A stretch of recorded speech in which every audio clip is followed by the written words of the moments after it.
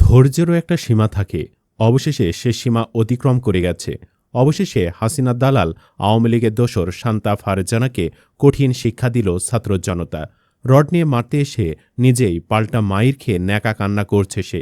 নানান সময়ে জুলাইকে অপমান, ওসমান হাদিকে জঙ্গি ট্যাগসহ নানারকম উস্কানিমূলক বক্তব্য দিয়ে যাচ্ছিল এই নারী। তবুও তার বিরুদ্ধে কোনো অ্যাকশন নিচ্ছিল না প্রশাসন।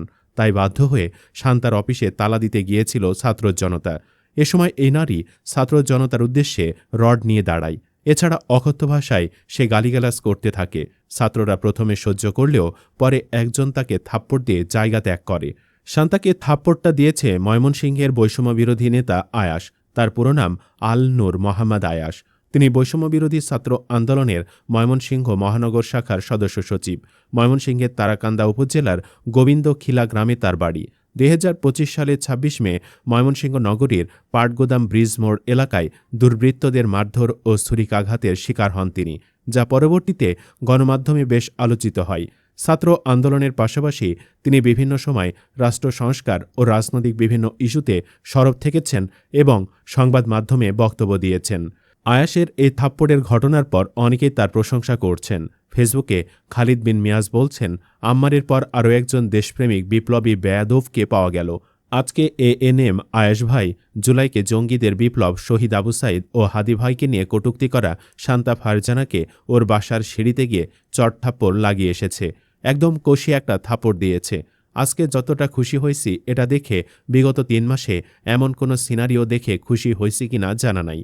বিপ্লবকে প্রবলভাবে ধারণ করা এরকম আরও কয়েকটা বিপ্লবী ও প্রতিবাদীর জন্ম নিলে দেশে আজকে আর লীগ রিফাইন হতো না।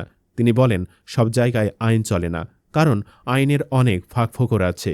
বিগত কয়েক মাস ধরে জুলাই যোদ্ধাদের নিয়ে শান্তা ফারজানা নামের এ নষ্টার মুখে যা আসছে তাই বলেছে। এদেশের প্রশাসন বা সরকার কেউ তার বিরুদ্ধে কোনো ব্যবস্থা নেয়নি। আওয়ামী লীগের বিভিন্ন কালচারাল ফ্যাসিস্টোরে জুগিয়েছে অনুপ্রেরণা, আমতারিক দিয়েছে সাহস, ভাবছে ওরে সামলানোর কোনো শক্তি নাই। আয় সবার হয়ে দায়িত্ব পালন করেছে, বিচার নিজের হাতে করে এসেছে। আমি ওর এই মফকে সমর্থন দিচ্ছি।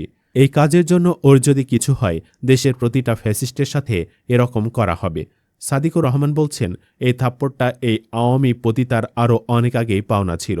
দেরিতে হলেও যে অন্তত একজনের হাত দিয়ে এই পাওনাটা মিটেছে, সেটা এখন শান্তির দৃশ্য। এখন কাল থেকে দেখবেন তথাকথিত আওয়ামী সুশীল আর বাকশালী সিনিয়র সাংবাদিকদের কান্নার রোল বয়ে যাবে। টিভির টকশোগুলোতে রীতিমতো ঘড়িয়ালের কান্না শুরু হবে। অবধারিতভাবে সেই নারী কার্ড প্লে করে এরা ফাটিয়ে ফেলবে। হায় হায়, একজন নারীর গায়ে হাত তুলল। আমি বলবো, যারা এই খাটাসের পক্ষে বয়ান তৈরি এর হয়ে কান্নাকাটি করবে, তাদেরকেও এমন করে সামনে পাইলে একটা করে থাপ্পড় দিয়ে দিবেন, যার সামনেই পড়বে। তাহলে দেখবেন এদের কান্নাকাটি বন্ধ হয়ে যাবে। সোজা হিসাব, যে মুখ দিয়ে প্রকাশ্যে জুলাই গণঅভ্যুত্থানকে জঙ্গিদের কাজ বলা হয়, শহীদ আবু সাইদকে জঙ্গি ট্যাগ দেওয়া হয়, আর হাজারো খুনের হোতাদের পক্ষে নির্লজ্জ সাফাই গাওয়া হয়, তার প্রতি সাধারণ মানুষের বিন্দুমাত্র সহানুভূতি থাকতে পারে না। ফ্যাসিবাদের কোনো জেন্ডার হয় না। ফ্যাসিস্ট শুধুই ফ্যাসিস্ট। 24-এর গণহত্যাকারীদের দালালি করলে আর শহীদদের পবিত্র রক্ত নিয়ে বেয়াদবি করলে সাধারণ মানুষ কোনো ছাড় দেবে না। নারী কার্ড প্লে করে পার পাওয়ার দিন শেষ। Clear cut message, no mercy. তিনি আরও বলছেন, জুলাই আন্দোলনের সময় পুলিশ আমাদের ভাইদের হত্যা করছিল, তাই আমরা পুলিশ মারছি, মেরে লাশগুলো ফ্লাইওভারে টানিয়েও রাখছিলাম। এর যেমন বিচার চাওয়ার সাহস কেউ দেখাতে পারে নাই, জুলাই নিয়ে কেউ উল্টাপাল্টা কথা বললে তাকেও ইচ্ছামতো গাড়ানো হবে। কেউ টু শব্দ করতে পারবে না, চাই আপনি পুরুষ হন কিংবা মহিলা। কারণ জুলাই আমাদের বৈধতা, জুলাই আমাদের অস্তিত্ব, জুলাই আমাদের ইতিহাস। জুলাই নিয়ে কোনো আপোষ নাই। বিপরীতে আবার কেউ কেউ ঘটনার প্রতিবাদ জানাচ্ছেন। তাদের দাবি, এভাবে একজন নারীর ওপর হাত তোলা ঠিক হয়নি। এই নিয়ে আপনাদের মতামত কি? কমেন্টে জানাতে পারেন ভাবনা। ধন্যবাদ ভিডিওটি দেখার জন্য।